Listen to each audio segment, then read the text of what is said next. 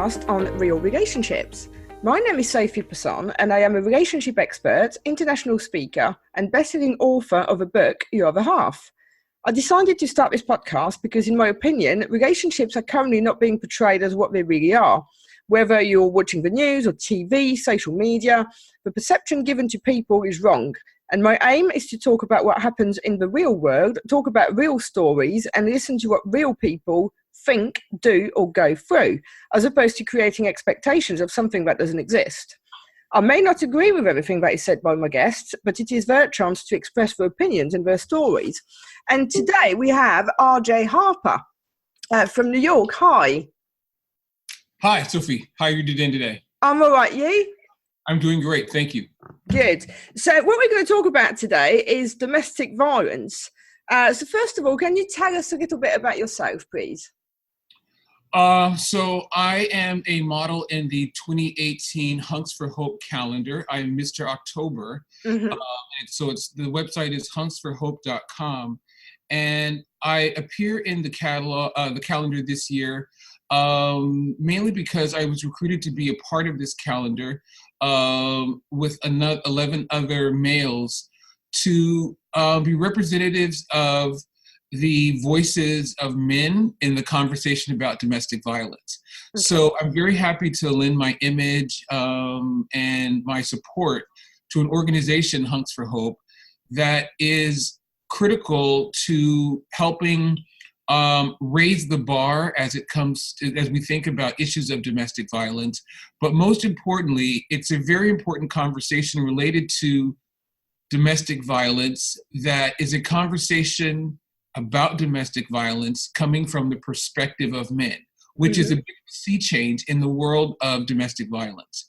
And what I found during the course of my being a spokesmodel for Hunks for Hope over the course of the last year is that it's critical that men become part of the conversation when it comes down to issues of domestic violence. And I have been advocating on behalf of the calendar, first of all, to just help raise money for victims of domestic violence. Mm-hmm. The proceeds for this calendar, which is in its 5th year, go to one or two very important nonprofits that help to provide funding for persons who've been affected by domestic violence. And more importantly, I think the word is probably trauma. Yeah.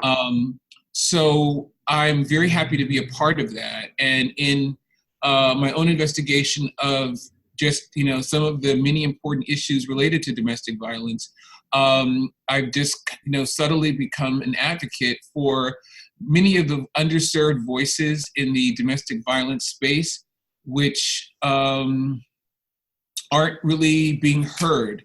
And so the opportunity for me to be a part of the domestic violence awareness campaigns over the course of the last year as Mr. October in the calendar has really opened my eyes to issues of domestic violence. In order to be in the calendar, you can never have, essentially put your hands on a woman. So there's an extensive kind of background check for the models.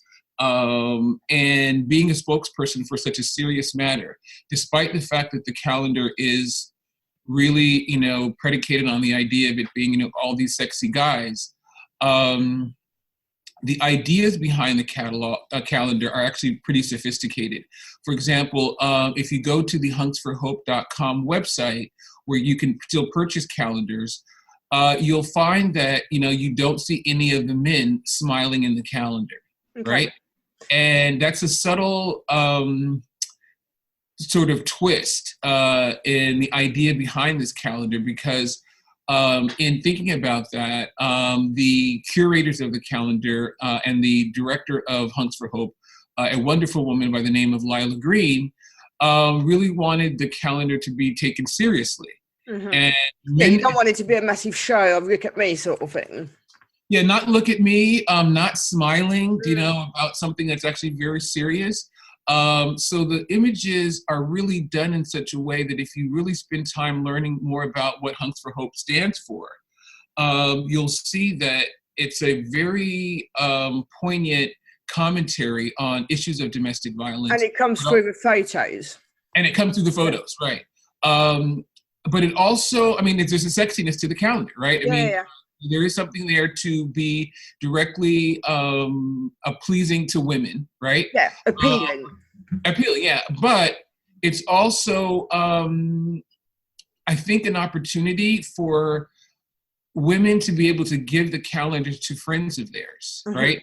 Start a conversation about domestic violence. Yeah. And the beauty of what I think this is really lends itself to as a calendar is in speaking to the curators of this and the other people that are behind the idea of what this calendar means, it became clear that sometimes it's difficult to talk to people about the fact that you may realize they're in an abusive relationship, right? But I think on the same token, sometimes the friends find it difficult to approach you by saying there's something not quite right there.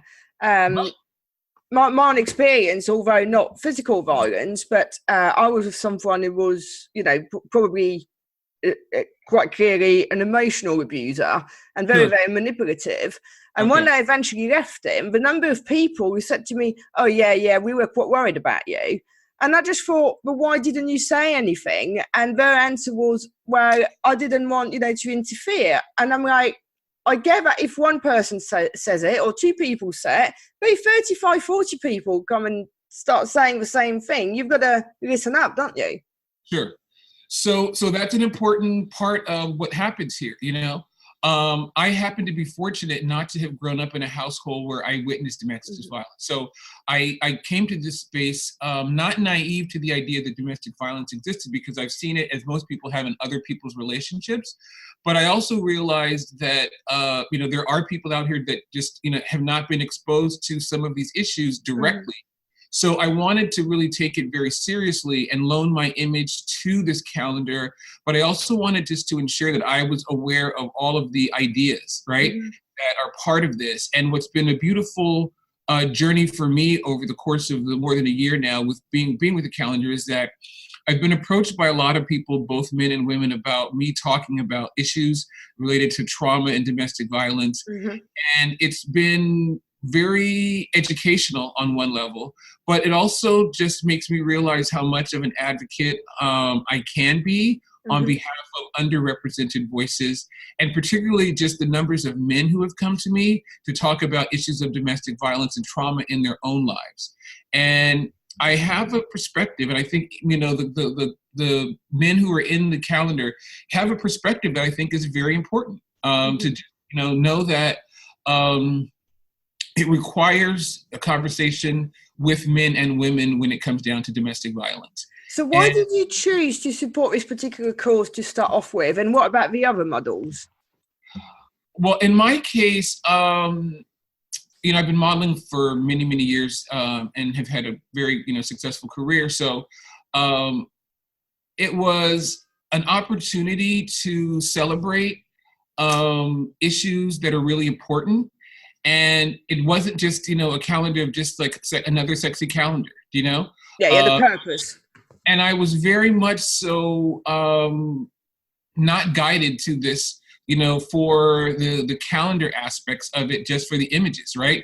I read about this particular casting and I thought, wow, this is something that really is serious. And to the extent that I want to get involved with this, one of the things and challenges, particularly as male models, as we have, is that, it's sort of a, kind of tongue-in-cheek thing to tell somebody that you're a male model, right? Yeah. I've done this before, but I don't really tell people, and people see me in magazines and things like that. But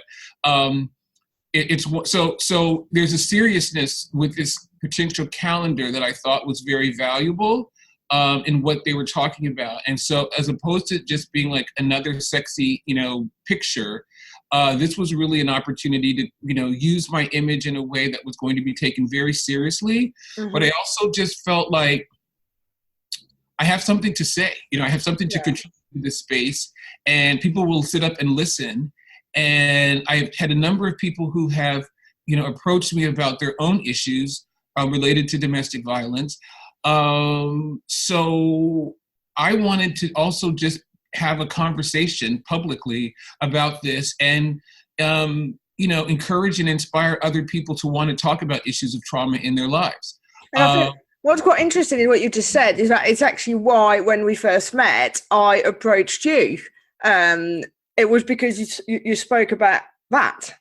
Oh, thank you. So I get that kind of curiosity thing Mm. about like, wait a minute, like what is this guy doing talking about domestic violence? Look on people's face sometimes, right? But oftentimes within like a minute or so, there's this sort of like idea somehow that, you know what, like this guy's really talking about this. And Mm-hmm. I mean, it's the first time I'm hearing somebody talk about it, Mm. and I agree with what he's saying. And wow, like that's pretty interesting, Yeah. and to be so forthright about talking about issues of trauma, particularly from the perspective of a male. So I have just found it to be very empowering for myself, but it's also just allowed me the opportunity to get other people to, and particularly men, to just talk about issues of trauma in their lives. And I think Yeah. that we all have these issues on some level. So it's not rocket science, but because men are so conditioned not to talk about, And not intimate, to show our emotions. right, it becomes something where people will definitely sit up and listen. Men sometimes get a little bit quiet and then will pull me aside later and be like, I want to tell you about, some things that happened to me, right? So I find that to be very inspiring, Mm-hmm. because although, the calendar is a big component to what this is all about, it's the private conversations that I've had with That people take place, yeah. here that really make me know that this calendar is really onto something.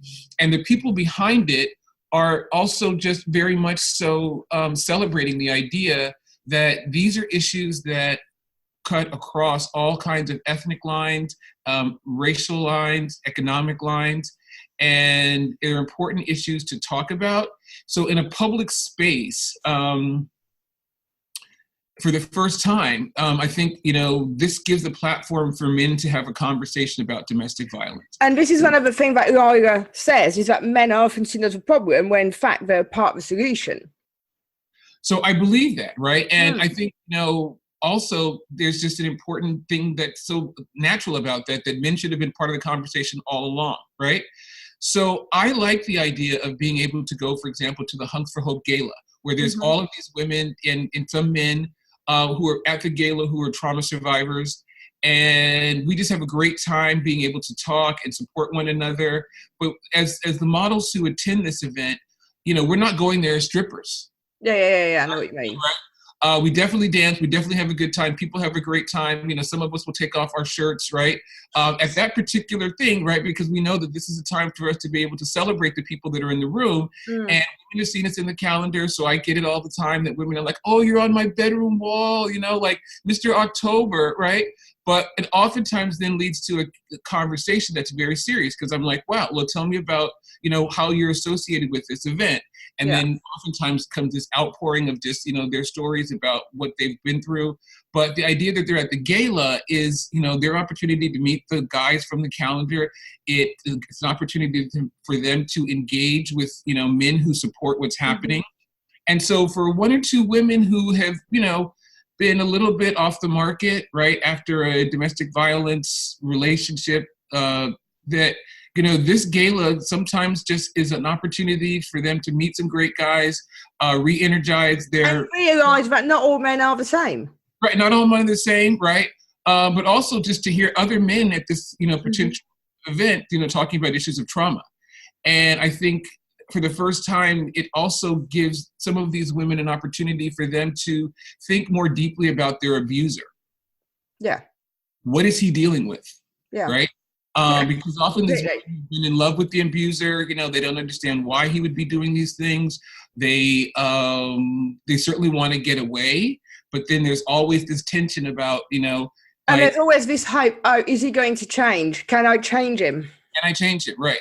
So all of those issues are going on, and I think that when we think about why an organization like Hunks for Hope can be so powerful, it really does then get a lot of people to just rethink, right, their own situations. And I think that for even men who have been abusers, some of men who I know, it's forced them to rethink a lot of things about themselves, right? And I've had some men come to me and tell me that, them hearing me and other models from Hunks for Hope talk about these issues has forced them to look in the mirror a little closer and recognize their own upbringing, and how they view women and how they saw their mothers being potentially abused, and how that has potentially contributed to their view of how they should treat women. Yeah. So it's a whole conversation. It's generational, right? And its implications. And I think that because Hunks for Hope has been around for about 5 years, the amount of conversations that it has generated for many people to just take a much more comprehensive look at all of the factors related to domestic violence, it just becomes so natural that you realize that men have to be part of that conversation. Yeah, completely. And I think it's also, as you just kind of touched on, you need to understand what is behind it. Because, no one wakes up in the morning, I'm sure, and thinks, oh, I know, today I'm just going to go and punch her. A lot of the time, it comes from upbringing and all the rest of it. But unfortunately, these men need to recognise they've got a problem. And it's probably through the work that you're doing that they can, because otherwise, how would they know? Very true. And I've even had to just, ask myself, with regard to the relationships that I've been in, like, why is it that I've not been an abuser, right? Because like anybody who's been in a relationship, we all have those moments where your partner can just push you into a corner of your, or some other significant other, can push you into a corner of just thinking that, violence may be an option here, people push our buttons, our partners push our buttons in many different ways, and we learn that. So I just think that having some, tools in your toolbox in relationships about how you begin to think about some of these issues can be very helpful. And even just talking about, recognizing the triggers for starters. Triggers, right? And also just understanding the language of domestic violence and the rules around what we view as trust in relationships, how important that is. Because one of the most poignant things that I, learned in the first few months of being part of the calendar was this idea that, like, your girlfriend goes through your cell phone, right? And sometimes women think, well, and not just all women, but, let's just take, in this case, women, think that going through your boyfriend's cell phone is okay. Which it isn't, It should really be, I know there's trust and all the rest of it, but really you should ask the person permission. We are all entitled to have our own private space. So, right. So, and particularly with the proliferation of cell phone in the modern life, there's certain unspoken rules sometimes about like, what is your personal space? Yeah.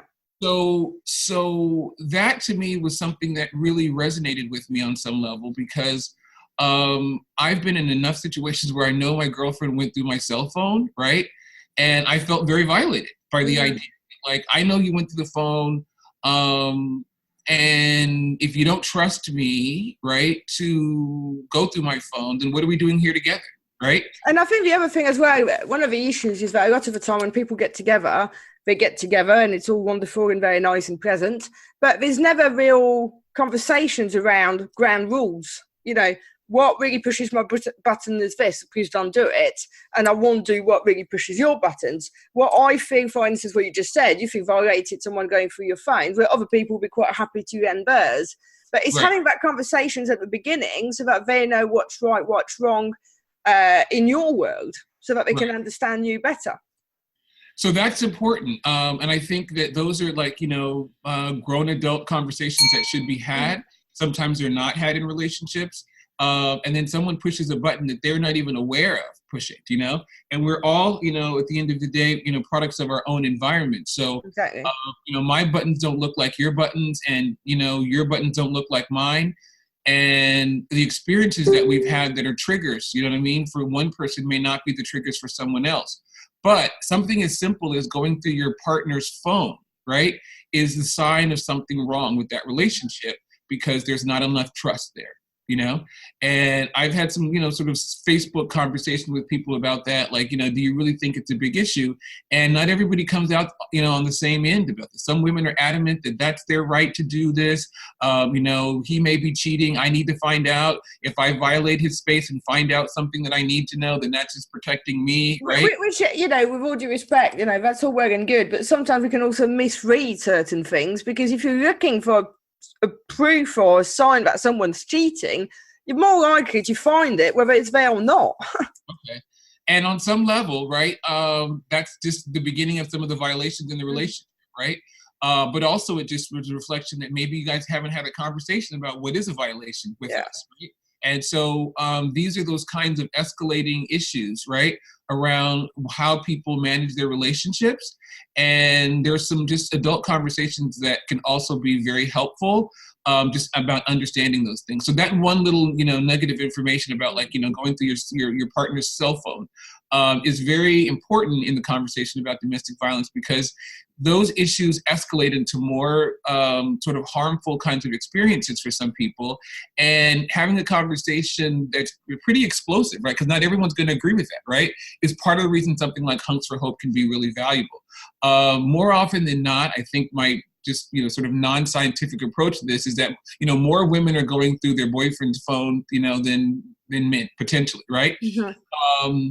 And so with that being part of the conversation, it's very sort of clear that in talking with different people, that's a hot topic. Like, everybody has had some experience where they've had the thought of going through their partner's phone, Yeah. And when you talk about escalating levels of violence in a relationship, it oftentimes comes from some trust being broken, right? Yeah. And each party has to take responsibility for breaking those levels of trust. Yes.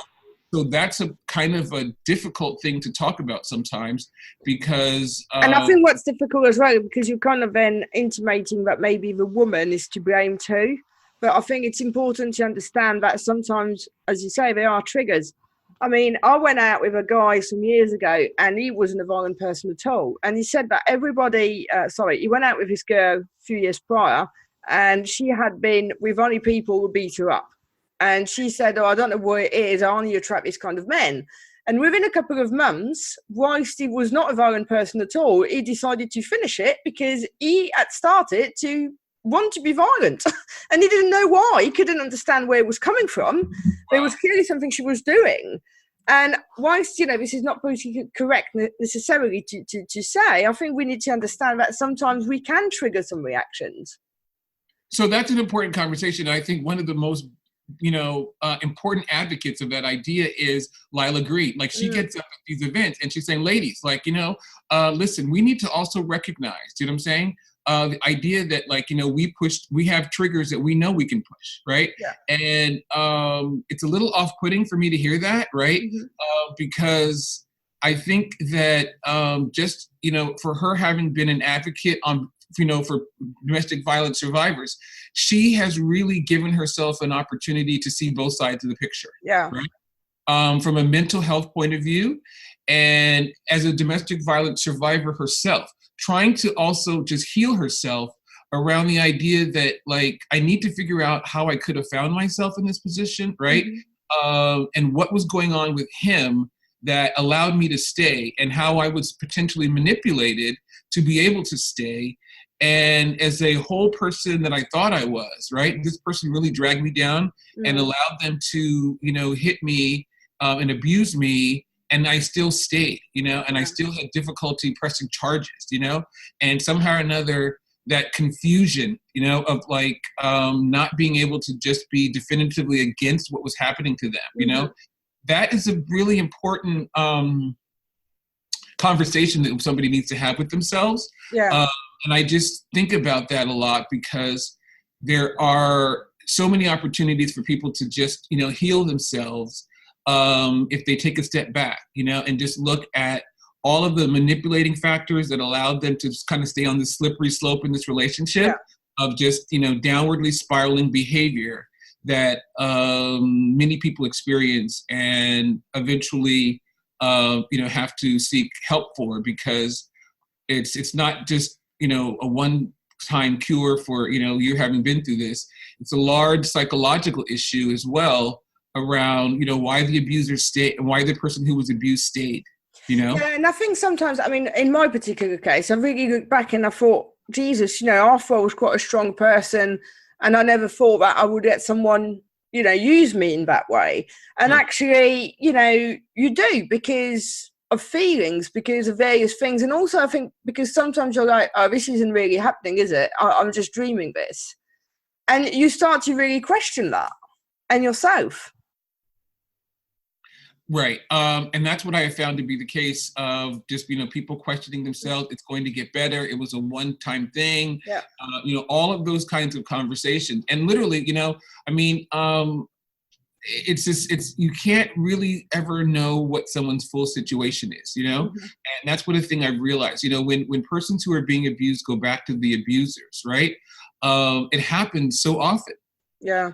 So many factors that are parts to why the person goes back, that I think, these kinds of public conversations hopefully will be a wake-up call to other persons who may see themselves for the first time as, a person who's really experiencing this, because sometimes people don't even fully recognize all of the signs about their being manipulated and being abused. And although it's, we talk about issues of domestic violence, really, at the end of the day, it's just persons who've been exposed to some kinds of traumas, right? Yeah. Mental abuse, financial abuse, economic abuse, right? By the partners, emotional abuse. And those things don't just, kind of show up like a big headline in your life. They're, subtly introduced in ways that break down this person. And I think the other thing as well, not to forget, is that, is someone is kind of comfortable. It is your routine, it's your normal. And then the idea of leaving, means that your normal is no longer going to be. And there's that fear, of the unknown. And that plays a massive part, I think. No, it is. And I also think that just looking at this from the perspective of so many people that I've met over the last year, the economic components, right, relationships is also just something that it's really important to also just add into the mix, If you're living with your girlfriend and you're both paying half the rent, and things aren't going well, then that's a whole conversation about moving out, getting your own place, being alone again, starting a new relationship. And sometimes things are just a little bit comfortable that, the party. And with that as well is that fear of being on your own. A lot of people are worried about being single. Yeah. So those are real factors. And like I said, it's important for me to talk with people, about so many of these issues, because helping people to find solutions to some of these issues has been really valuable. And, pointing people to the kinds of resources that are available to them has saved lives. There are many people who've died in the past year due to domestic violence that I've now realized is part of the legacy of, what this advocacy work in this space really can do. And some of the people like Melissa Holmes, who's also a big advocate for, wanting to get services for persons from domestic violence. She's on Facebook, and she, has a great, sort of story out about her journey, and it's called, Love Shouldn't Hurt.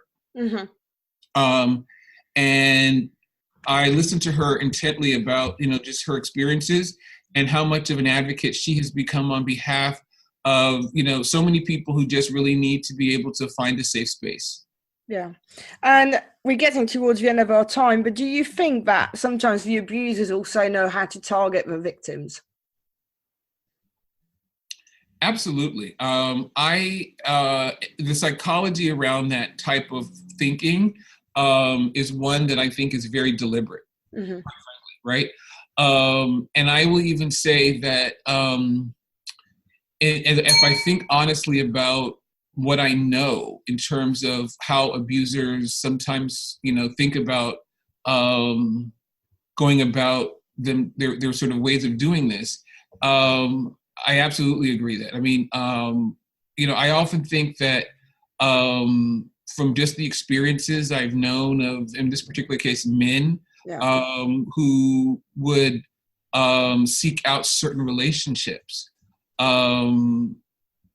When a woman, sometimes indicates to a potential partner that they've been abused in the past, particularly for abusers, that's actually the green light, for them to think that they can use all of these manipulating tools for this person because they've opened up a certain level of vulnerability by expressing that they have been in an abusive relationship before. Which then is sometimes code word for, the abuser to think that I have things in my toolbox to manipulate this person because maybe the abuser sees that person is just inherently weak, right? And exploitable. Yeah. And that's they just hit a weak spot. I mean, there's a saying which completely escapes me at the minute, but yeah, this is a weak spot. Right. So finally, what sort of advice would you give a woman who thinks she might be abused? And what sort of advice would you give a man who thinks that potentially what he's doing to a woman is not quite right? So I would, first in sort of addressing the issue about, women or a woman,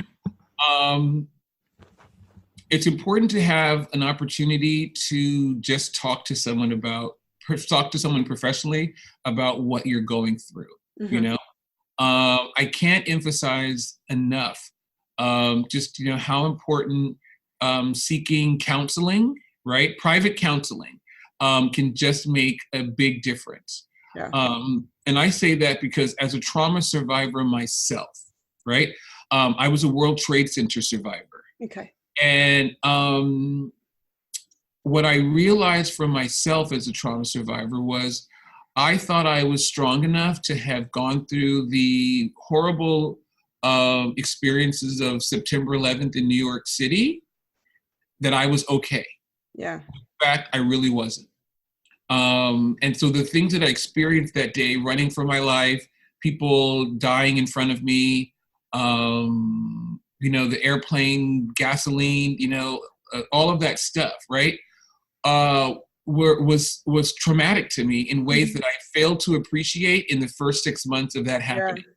And that for me was a problem in the sense that I certainly know that I needed some kind of counseling, but as a, alpha male trying to just navigate through this space and to also just, keep up this appearance that everything is great, I never really felt that it was necessary for me. Yeah. And as I look back, I was certainly in need of counseling and help. Yeah. And I can look back now after having gone through, opportunities to get counseling about some of those issues, that I realized that other people can potentially benefit. So for a woman who, is currently finding herself in some kind of, domestic violence relationship, or even if it's a man, I think it's important to just seek out private counseling, right? Because there's a whole language of information that those people need to be able to get access to just help them to understand what's going on, and the subtle manipulation that domestic violence, perpetuators use is sometimes language that for nice, good people, they just would never think to be, on that level of manipulation, humiliation and all the kinds of subtle things that sometimes happen that abusers use to break down, their victims. Mm. Well, thank you, RJ. I could talk about it with you all day, but that's it for today. Thanks again. And yes, it was fascinating listening to your story. Well, thank you very much, Sophie. And I wanted to say I was completely benefited by your book as well. Oh, thank you. I have just found some of the concepts in your book to be very valuable as I think about, myself and what relationships mean. And I, when I started to understand a lot more about the notion of, neuro-linguistic programming, right? I was really fascinated, right, by your command of, the ways in which reprogramming yourself, can be hugely important. And I think that the idea that you've articulated that kind of programming as a resource for healing yourself is something that I think on some level I have done, but not in like super scientific way, right? Having read your book, it kind of like crystallized, you know, some of the ideas for myself. So thank you, you know. Thank you for saying that. Thank writing a great book, you know, because that kind of, you know, neuro-linguistic programming is something I think is very powerful, right? And I think you recognized it, right? Your book talks about it. It's helping people like myself to recognize that, like, you got to reprogram yourself, you know?